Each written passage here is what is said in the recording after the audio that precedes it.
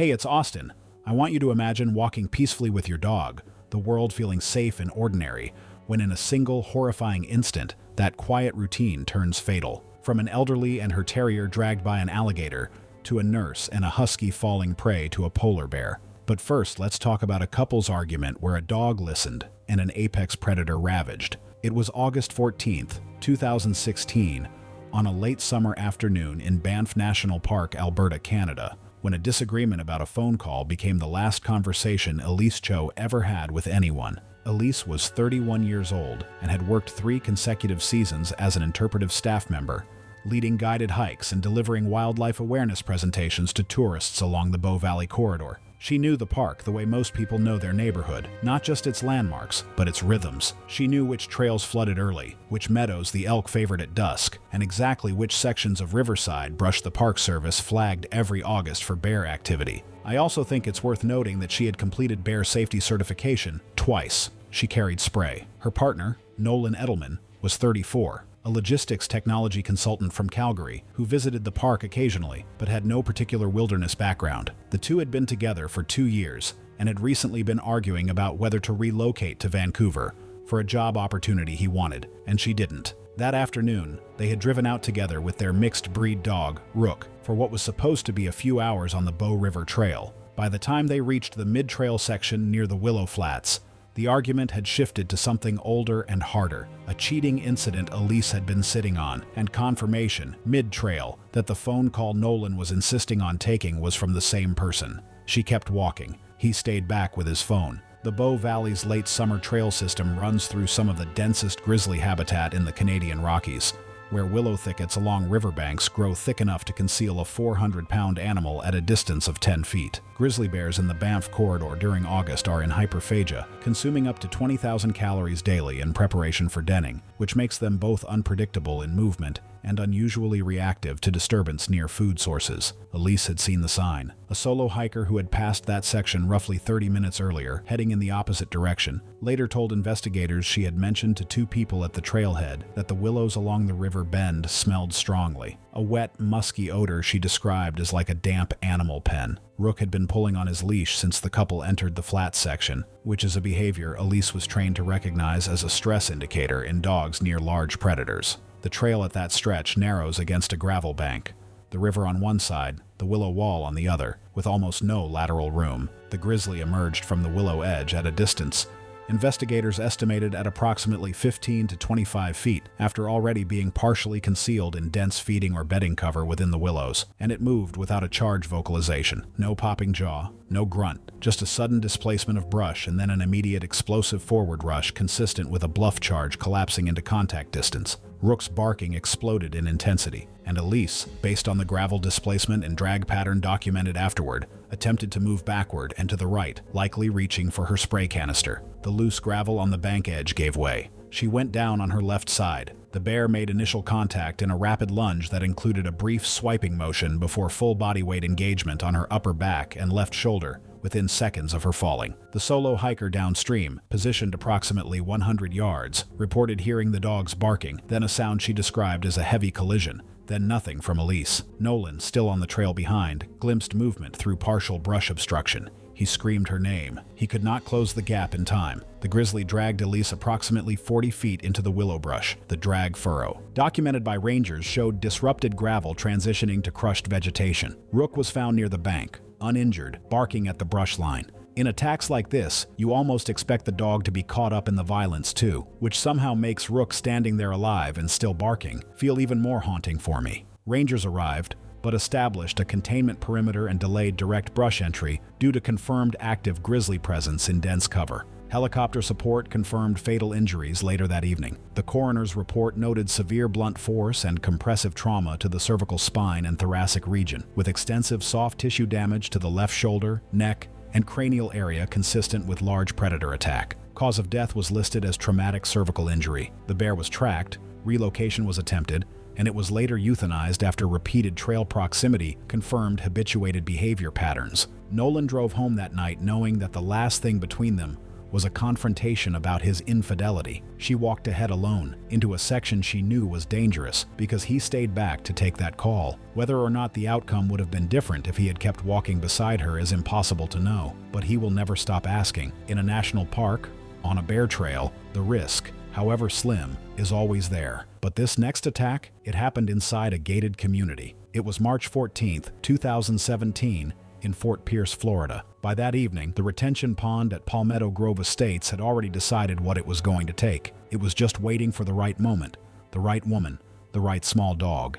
Edna Calloway was 79 years old, a retired school librarian who had spent 34 years helping children find the right book for the right moment. She had moved to Palmetto Grove after her husband Gerald passed in 2014, choosing the gated community for its walking paths and the particular kind of quiet that belongs to places designed for people who have already earned their rest. She lived in Unit 7C with a wire-haired terrier named Bixby, a dog her daughter had brought her as company. Bixby was her rhythm, the reason she had a reason to be outside at 6:45 every evening regardless of season. She was consistent, which in Florida near standing water is sometimes the same thing. Her route was a quarter-mile loop that traced the south side of the retention pond, a concrete-edged body of water roughly the size of a residential lot, ringed with arrowhead reeds and cattails. Retention ponds in South Florida are functional infrastructure, drainage systems for residential runoff, but they are also incidental habitat. Water this warm, this still, this close to the ground does not stay empty. American alligators are documented throughout St. Lucie County, and adults in urban ponds regularly reach lengths of 9 to 11 feet and weights exceeding 400 pounds. They are ambush predators. They submerge completely in weight, and their strike takes less than a second to close the distance between reeds and a walking path edge. In the weeks before March 14th, at least 3 residents had raised concerns at the Community Management Office about alligator sightings near the South Retention Pond. A handwritten note had been posted on the mailroom bulletin board,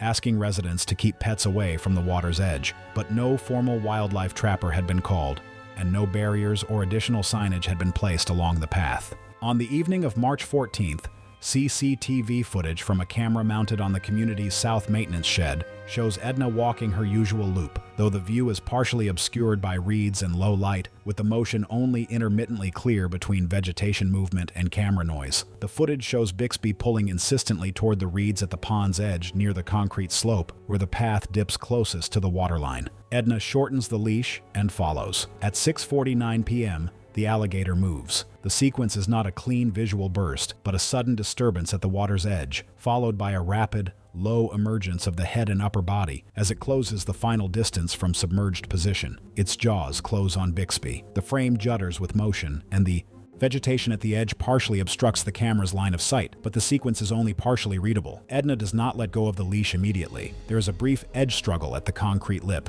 with Edna bracing and being pulled forward before losing balance rather than an immediate full fall. The slope is wet concrete, sloped at roughly 15 degrees toward the water. Her footing goes first. The footage shows her body dropping sideways as she loses her balance, pulled by the combined force of the leash tension and her own instinct to hold on. She goes down hard on the concrete edge, and then the animal is pulling, and she is in the water. What the camera records after that point is a disruption of the surface, churning water, the reed line bending and shaking, a dark mass moving deeper. There is no clean, uninterrupted view of full submersion before the frame settles back to stillness. A neighbor in Unit 6B, walking her own dog 2 buildings away, heard screaming, short, sharp, and then nothing, and called 911 at 6:51 p.m. St. Lucie County deputies arrived at the South Path entrance. Fire rescue divers entered the water within the following 20 minutes. Recovery was significantly delayed by near-zero visibility and initial reports of suspected alligator activity in the pond, which led responders to proceed with heightened caution and adjusted recovery efforts.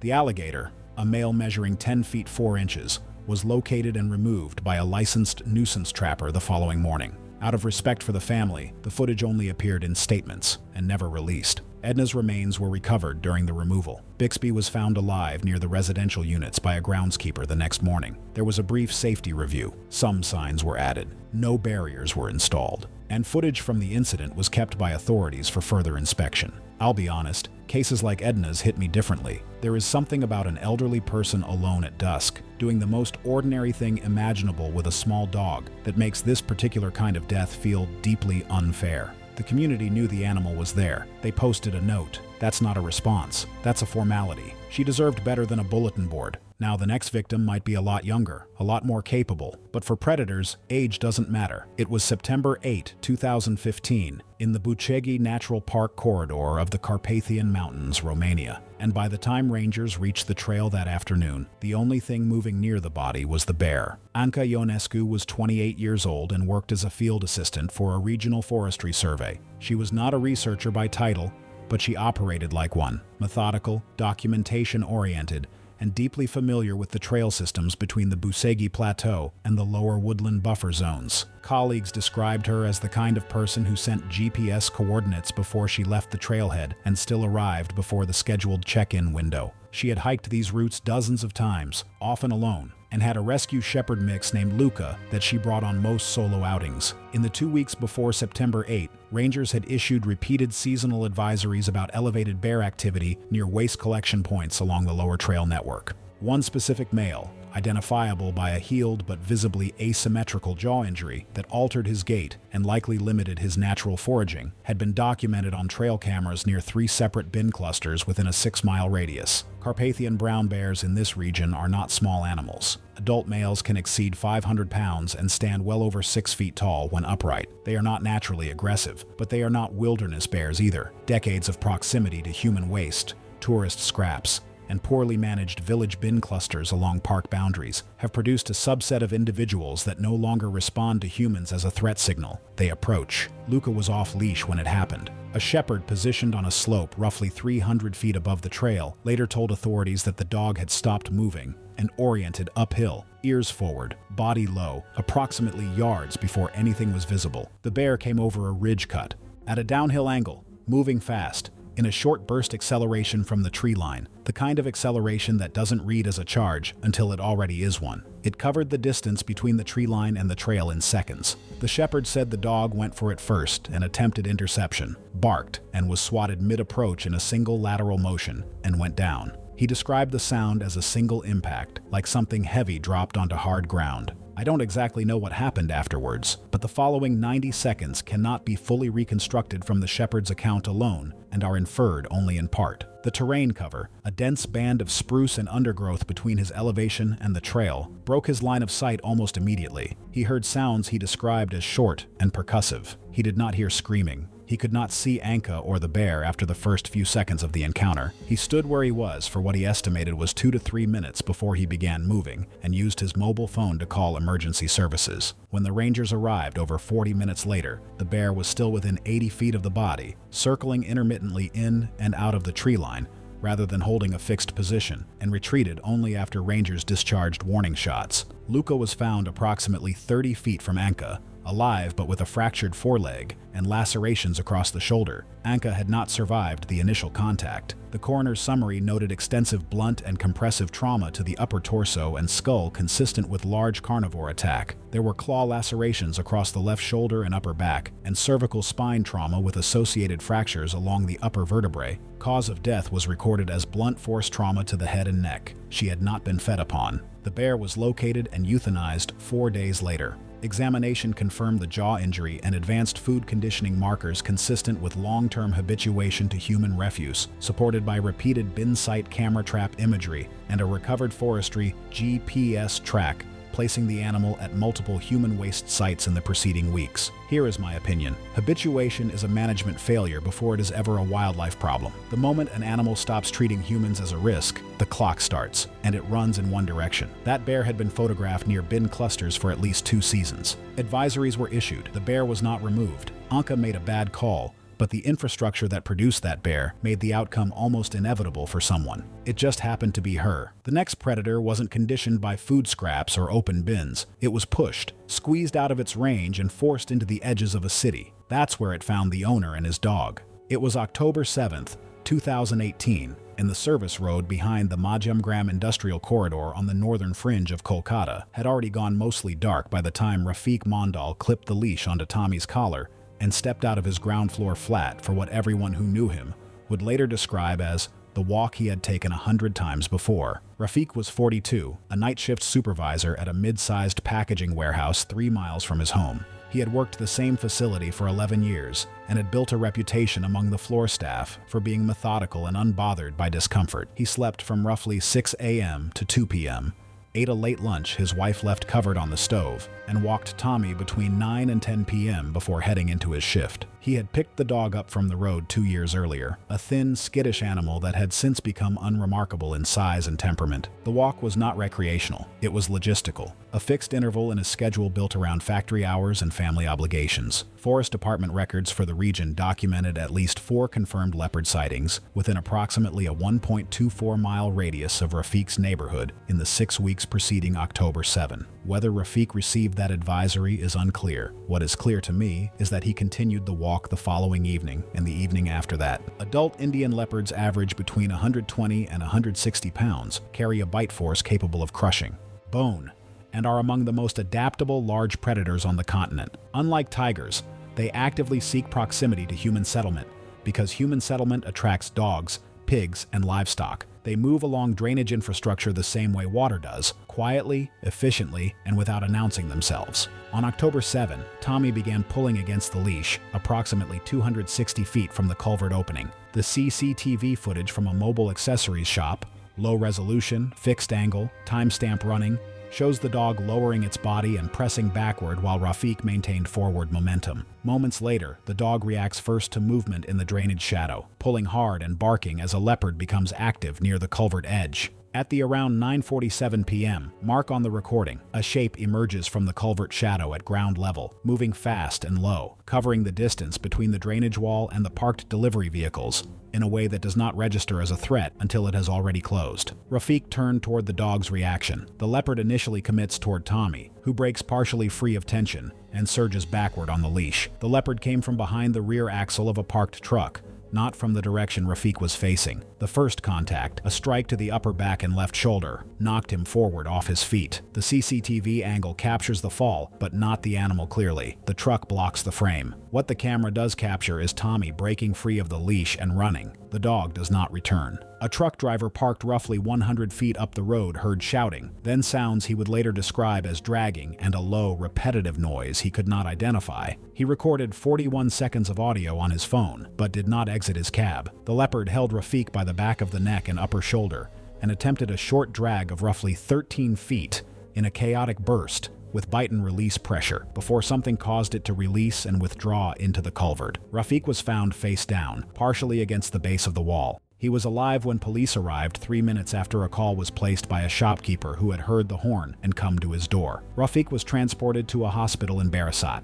He died during surgery from blood loss and a severe cervical trauma, consistent with a large felid bite and impact forces during the drag. The same animal was believed to have been tranquilized and relocated 11 days later after 2 additional sightings near residential blocks. Footage was taken by authorities and never released. I don't know about you, but my routine is going to be broken if there are warnings of leopard attacks. Rafiq had access to the same neighborhood warnings every other resident had. He chose to treat a documented predator corridor as a minor inconvenience rather than a genuine hazard, not out of ignorance, but out of the particular human tendency to assume that consistency is the same thing as safety. It is not. A leopard does not care how many times you have walked a road without consequence. It only needs one night when you do. Now, the guy in this story wasn't as stubborn as Rafiq. He just happened to be having the worst day of his life. It was March 20, 2014, in a small mangrove settlement along the Berau River Delta in East Kalimantan, Indonesia. People there understood the water the way fishermen always do, something that gives and takes in equal measure, and never with warning. Arif Setiawan was 26 years old, a fisherman from the same cluster of stilt houses that lined the muddy banks. He was known as careful in a way that bordered on obsessiveness. He never stepped into water without checking the edge first. He always waited for someone else to move heavy cargo first. He kept his dog, a small mixed breed named Kessel, tied near the boats during loading so it would not wander into the mangroves where crocodiles were sometimes seen drifting at high tide.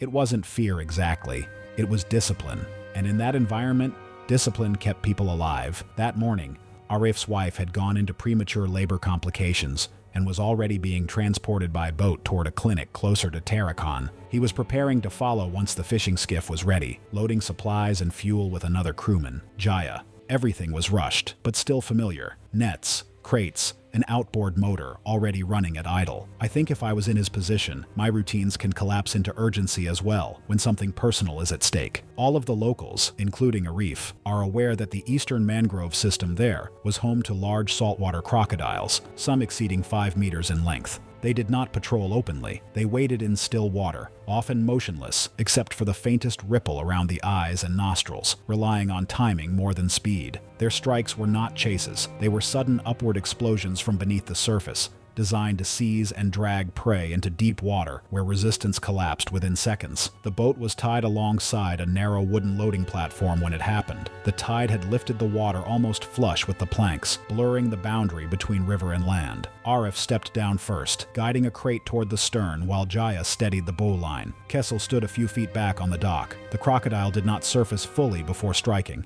It came from beneath the shaded water under the dock edge, a sudden upward surge of pressure and motion that split the surface into chaotic foam and collapsing wood reflections. The first contact was not visible as a body, only as violent displacement of water and wood. It hit Arif at waist level and drove him sideways into the edge of the platform. His right arm was caught in the initial clamp, an impact so fast it folded him over the rail. The force of the rotation and the second snap that followed tore the arm in a crushing failure near the elbow and upper forearm, with bone and tissue failing under combined bite pressure and torque, and dragged it partially into the water. Jaya shouted and tried to pull him back by his shirt, but the crocodile's grip held as it attempted a short twisting roll in the water, then re-bite adjustment beneath the surface before releasing in the same submerged motion it had used to strike. The water churned violently for a moment, then settled into broken ripples moving outward under the dock. Arif collapsed onto the dock, disoriented, his remaining arm immediately pressing hard against the torn stump as blood began to pool across the wet wood. Kessel barked once, sharp, panicked, and then stayed at a distance near the path instead of fully disappearing, circling and vocalizing from several yards back. Despite the shock, Arif remained conscious. He tied cloth around the wound with Jaya's help, compressing it tightly. Another man from the nearby boats, Musa, arrived in staggered succession with other fishermen and took over stabilizing the bleeding. They had no proper medical supplies, only rope, cloth, and fuel-stained fabric. A decision was made quickly. He would be taken immediately by boat toward Tarakan, where a larger vessel could meet them halfway. Waiting for an ambulance on land was not an option. They lifted him into the skiff. Jaya piloted. Musa stayed beside him, keeping pressure on the wound as the boat pushed out into the wider channel. Arif remained conscious for most of the journey, speaking in short, strained sentences, mostly about his wife, asking how far they were. The bleeding never fully stopped. It slowed, then surged again with movement. Halfway through the channel, he began to drift in and out of awareness. Musa later said he kept repeating the same motion, pressing harder on the stump even when there was almost nothing left to compress. By the time they reached the transfer point to the larger vessel, Arif was no longer responding. The journey continued out of necessity rather than hope. He died on the boat before they reached the mainland port. Kekel was found 2 days later near the edge of the settlement, still alive. Arif's wife survived childbirth. Their son was born the same day his body was returned inland. Arif Setiawan was arguably the most safety-conscious man on that trail on any given day. What undid him was urgency, the kind that compresses every careful habit into a single impulsive move. Our last story consists of zero rule breaking. She was just a young woman who walked a little further than usual one morning, and that was enough. It was February 22, 2017, in Utqiagvik, Alaska. The temperature had climbed to a tolerable -4, and after a long shift, that small mercy felt like permission to go a little farther than usual. Marin Salas was 24 years old, a registered nurse from Kearney, Nebraska, who had accepted a position at a local clinic through a federal loan repayment program. She had been in Utqiagvik for 11 months. By most accounts, from what I've read people say about her, she has adapted well, better than many transplants do. She sent money home to help with her younger brother's tuition, and had started studying for her nurse practitioner boards in the evenings after shifts. She kept a husky mix named Nova, a 3-year-old she had adopted locally, and their nightly walks had become the fixed point around which her off hours rotated. Those walks were short by default, half a mile, sometimes less, looping through the residential grid and back. But on the night of February 22nd, she had come off a 12-hour shift, and the cold had eased slightly, dropping only to around -4 Fahrenheit, rather than the -20s the week prior had offered. Neighbors later noted her headlamp moving east along the snow berms past the normal turnaround point, toward the refuse staging area at the town's northeastern edge. She had taken that extension once before, in late November. I believe you can argue that there was nothing structurally unusual about the choice until you read about the geography. Utqiagvik sits on a narrow strip of land above the Arctic Circle where the Chukchi and Beaufort Seas converge, and in winter the town's perimeter dissolves into flat, featureless tundra that offers no natural barrier between the built environment and open ice. Polar bears, adult males averaging over 900 pounds,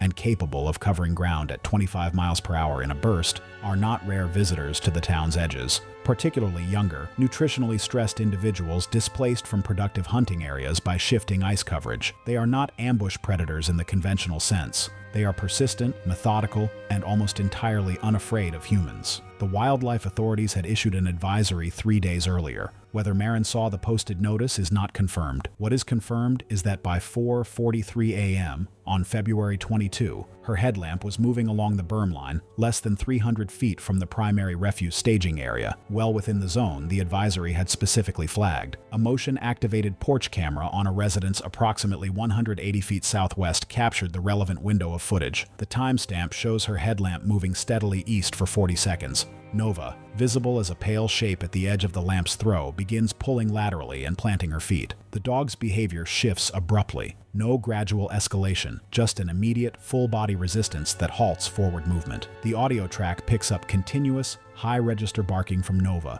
frantic and without pause, and Maren's voice, sharp and short, issuing the dog's name twice. The bear enters the frame at around 4:45 from the upper right corner, not at a run, but at a fast, deliberate trot that slows as it nears the edge of the light, which means it had already closed a significant portion of the distance before becoming visible. It pauses briefly, head lowered, scenting the air before committing forward again. It is moving with escalating urgency rather than immediate sprint speed. The footage captures approximately 4 seconds of its approach before the motion trigger architecture of the camera, which records a fixed 30-second clip rather than tracking motion zones, ends the recording at the clip limit. The audio continues through the remainder of the recording window, capturing Nova barking at sustained volume, a second human vocalization that is shorter and higher than the first, then nothing identifiable. A neighbor on the same street heard the dog and looked out his window. He called emergency services at 4:58. Responders arrived at approximately 5:11, between 12 and 13 minutes after the call. They confirmed a fatal outcome at the scene. Maren was located 40 feet northeast of the camera's last recorded position. Nova was found nearby, uninjured, still leashed. The coroner's summary recorded the cause of death as traumatic injuries consistent with large predator attack, including catastrophic cranial and cervical trauma, significant soft tissue loss across the upper torso, and compressive fractures to the shoulder and upper thoracic region. Death was determined to have occurred rapidly. The footage helped to track the bear, and it was euthanized later that morning after returning to the settlement perimeter. However, they never released the footage to the public. Sit with me for a moment here. Maren Salas was 24 years old and 11 months into a life she was actively building, paying down debt, studying for her next credential, helping people in a place most of her peers had never heard of. She deserved more years than she got.